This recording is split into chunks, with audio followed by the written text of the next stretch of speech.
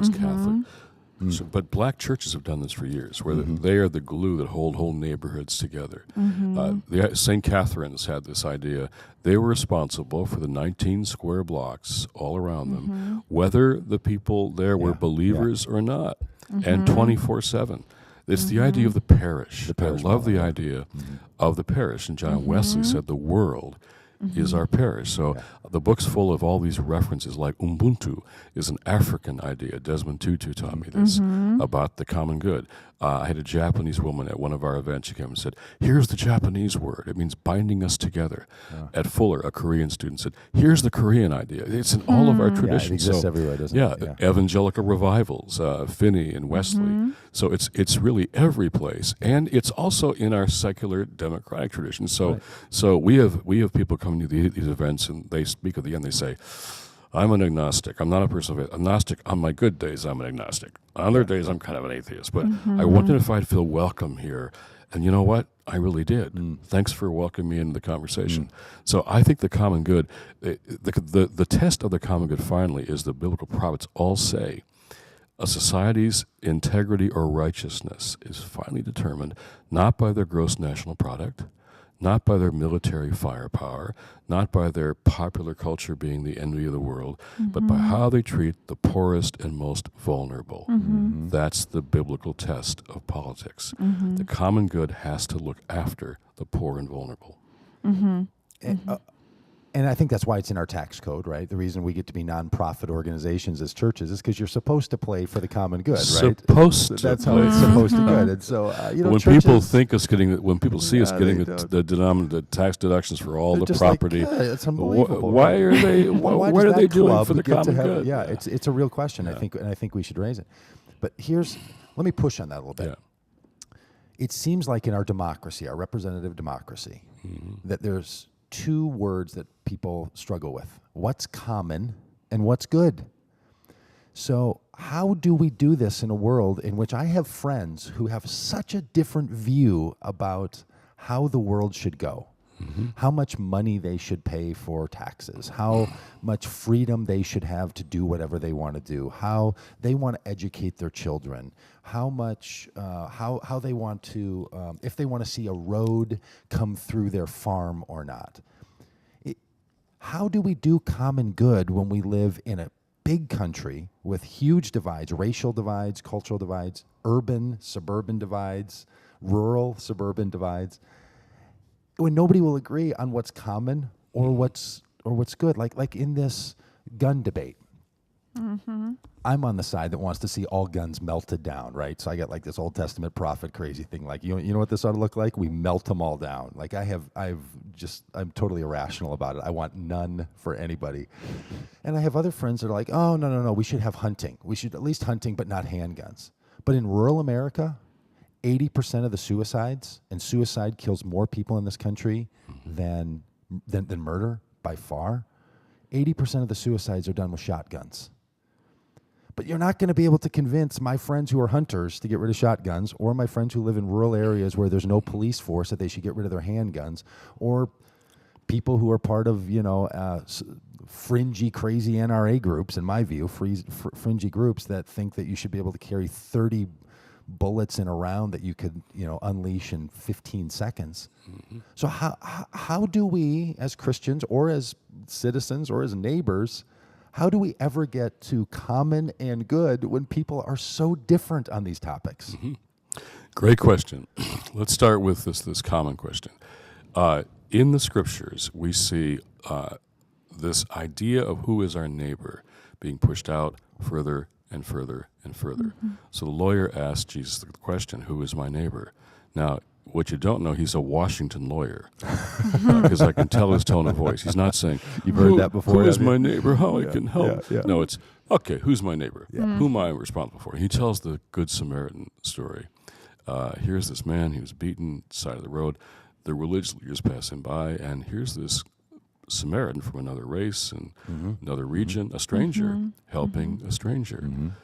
Go and do that, says Jesus. From a culture who's oppressed him. From a culture, and exactly who he's a despised part of a despised culture, and he helps a stranger. Jesus, go and do that. So when we just take care of ourselves, and our group and those who believe like we do and our tribe and our nation, we're in trouble. Yeah. And for people of faith, it's always extending who is my neighbor. The common has to expand. Who's in the common has to expand. And so we can, Christians, they got to say, we are Christians first before we're Americans first. Mm-hmm. We got to say that, but we don't act that way. Yeah, maybe or we're humans before first, we're middle before class. we're Yeah. Christians. Yeah. But what does it mean? And the foundation of this, the common good, is spiritually the second commandment, to love your neighbor as yourself. But what do you do when one person's love, like let's have a gun-free zone, becomes another person's oppression? They're like, but I can't defend my family. I can't. Right. I mean, you've So- heard the so then Southern we get Baptist to- guys say, if you want to protect if you want to Yeah. love your neighbor, protect them, and you can't protect them without a gun. Right. And I'm like, I don't know how we find commonality on Well, this. so then we get to the common good. For our perspective is we're going to extend to neighbors who is my neighbor, who is my poor neighbor, who is my undocumented neighbor, who is my Muslim neighbor, all of that. my gay neighbor. Yeah, I say that every time. Our gay neighbor, who is our neighbor that we're not paying attention to? Okay, now, Martin Luther King Jr. never said, I get to win because I'm a Christian. Yeah, that's right. I That's a have great to line. win the debate about what is in the common good. That a civil rights law in 64, voting rights in 65 were good for not just black Baptists or Jews, but were good for all of us. You have to make the point. You have to make the point. Now, there are Christians in the South who were against that. Yep. And he reached out to them. I was in Birmingham with John Lewis, Congressman John Lewis, who almost lost his life in Alabama just 2 weeks ago on the anniversary of Dr. King's letter from a Birmingham jail. Yeah, 50 years That's ago. quite a letter, isn't it? Where So you it's see him a turn, read like that his one. attitude's like, "Hey, we're not no more he's- Mr. Nice Guy." but he's really showing this is what I believe. But he reached out with love and forgiveness to those who opposed him. But finally, we voted as a nation, and we finally decided civil rights law, yes, Voting Rights Act, yes. So on guns, just 2 weeks ago, we clergy, planted crosses, crescents, and stars of David on the mall, one for every victim of gun violence since Newtown. Yeah.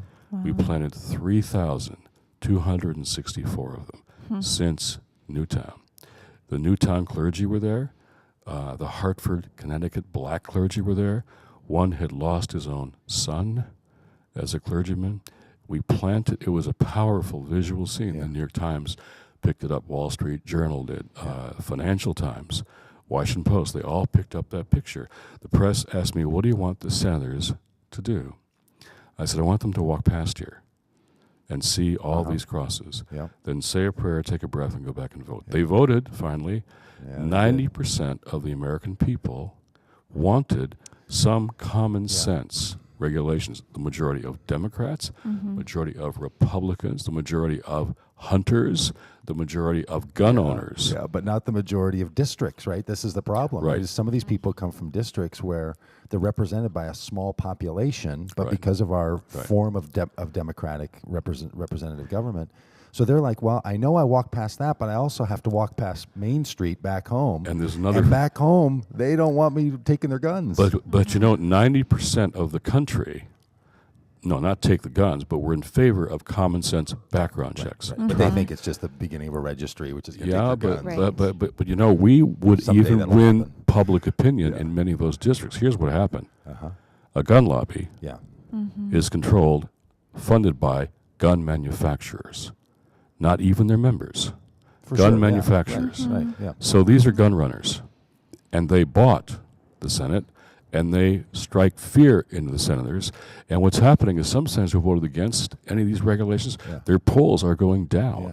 Well, and I guess that would be because they when they threaten the senators, they're not threatening them like, hey, I'm not going to give you a Lexus next month. They're threatening them with, we're going to run a candidate against We'll you. primary Yeah. you. And we know We'll that in take you your out. town, We'll we take know you that out. in your region, Right. they're going to vote against you because there's that divide. So how do we overcome, other than like winning the debate, but it's very hard to win the debate when there's this big rural-urban divide. It's really a big deal. I'm sure you see it, that rural people don't hang around urban people. They don't even listen to the same stuff. They're not even in the same channels. And I'm not even talking about, like ethnic urban. Right. I'm saying suburban urban districts, because I'm sure you're involved in this with the with presidential politics. Our politics even like lands in 35 districts around the whole country, right? That's where the whole election is going to be won, and that's the only place. We live in such a Polarized. strangely divided It's a polarized world. and they don't even know they're polarized. They're Right. just like, I've never met anyone who talks like that. Like Right. you must run into this even more than I do. I run into it where I talk to religious groups and people are like, nobody from around here says that stuff that you're saying. And I hang around people that are like, oh, there goes Doug and that Jim Wallis. They're saying that stuff they say again. On What do we do about that? evangelical immigration table, we launched that in June, last June. Sojourners, which people expected, and the Southern Baptists were with us. I got a call on the Saturday before the Tuesday from Jim Daly, the new head of Focus on the Family, who said, can I join you too? And he did. Sojourners, Southern Baptists, Focus on the Family, all for immigration. Yeah, they're all for reform. immigration reform. Well, that didn't happen easily. That was a biblical conversion. It was relationship with brothers and sisters who are immigrants, even undocumented, that change people's hearts and minds. You worship with somebody, you get to know them. The stereotypes disappear. And the future of our churches is immigrants in all our churches. So we change the hearts and minds of evangelicals on that question, and that is changing Washington. Now, on the guns issue, you know who is going to make a difference here? Parents and pastors across boundaries. That's what I hear from my friends. I get friends who are like into gun culture, and they're doubling down. Like, we're going to teach our kids the other things on guns. Like there's parents who think that, teaching your child responsible gun ownership is a part of the American way of life and their culture and their civilization. And but I'm not sure. strange. I'm not sure that most people. I don't believe most in this country, but believe that assault weapons are. I know people that do. No, but the majority, finally, on this question will prevail over the extremes. This country is controlled by extremes. So how does that happen as you've seen it? I mean, obviously we saw it in the because here's the critique that I hear, and I think you've delivered it well. It's like, look, don't trust the politicians. They're gonna put their finger in the air. Right. But then we end up saying 90% of the people think this, so you should vote this way. And then the politicians are like, you always blame us for this, but what I need to do is vote my convictions and not vote what everyone thinks. So I get confused about what the call should be to our politicians. Should it be do the right thing no matter what the people are telling you, or do what the people are telling you, right? Which is it? Is it to say 90% of the people want sensible, smart gun regulation, or it's the right thing, man? I mean, you got to do it anyway. Even if you're the only one, you got to stand up and be an Abraham Lincoln here. The politicians, I know politicians who will do the right thing, even if it costs them the next election. I do know them. I don't need more than one hand to count them. That's right. Okay? That's right. So what they always should hear from us is, one, moral courage. Do the right thing. But you know what else that they need? Political cover. So they don't lose their Lindsey job. Graham, Republican, is leading on immigration. There's a group that has $10 million to defeat immigration in these next few months, so they went after him. Well, evangelical pastors did radio ads and op-eds in support of Graham's leadership on immigration in South Carolina, his state. That gave him space and cover. The civil rights movement told Johnson and Kennedy to do the right thing. It did, and we should always do that. I do that with Washington all the time. But they had to build a movement outside Washington to allow people who wanted to do the right thing the space to do it. And there are a few, John Lewis, Mark Hatfield, some others, who would do the right thing no matter what. But very few. So movements are what change things. Social movements. And I think on the gun question, you're going to see pastors across racial lines, across rural, urban lines, coming together and saying, what should we do to provide spiritual leadership here? And I think, like immigration, I think we're going to see this on supporting women and girls Yeah. as the best way to overcome poverty around the world. I talk about that. I think we're going to see people coming together on how broken the criminal justice system is and how we can fix that across boundaries. Education reform, I see people on both sides of the aisle wanting that. So I'm making a little list here on this tour of the issues like immigration. But it comes down to what people do in their own lives. It's not just Washington and Wall Street. Yeah. It's what we do in our own lives, our workplaces, our schools, our neighborhoods, our congregations in particular, And our how families. important do you think it is, and how much encouragement do you think people need? How much more encouragement should we give people to cross those lines and to meet people who think differently than you do? I mean, do you see, you've been involved in public policy for, I don't want to name you, but for a couple of years. 3 to 5 years now. Is it worse now than it was? Oh, Like, it's- are people not listening to Well, one another worse than they were back when you were a kid? Mike Gerson, who was a speechwriter for George Bush, now an op-ed columnist in the Washington Post, says this kindly on the back of the book. Jim Wallis and I have a variety of differences on domestic and international policy, but there is no message more timely or urgent than his call to consider the common good. So Mike is a conservative, and we are friends. We work together on lots of things. Don't always agree on everything. How you agree and disagree is also very important. So I'm, Arthur Brooks, who American Enterprise Institute. Arthur and I debated across the country 4 different times. We differ on a number of things, but people walked away saying, isn't it wonderful to hear a civil debate, thoughtful civil debate between two people where they're not yelling at each other? Yeah, You know? right. And his chief economist is a big Northwest Little League dad coach just like me. We co-coach together, right? And Kevin and I co-coach together. So I think Christians can show how we can be civil Yes. in our public discourse and bring our values to bear. Do you think part of it is in religion that's made this hard is that there's been a progressive liberal movement in religion in North America that has, in my view, wanted to downplay difference to such a degree that people don't know if they can have differences and have commonality.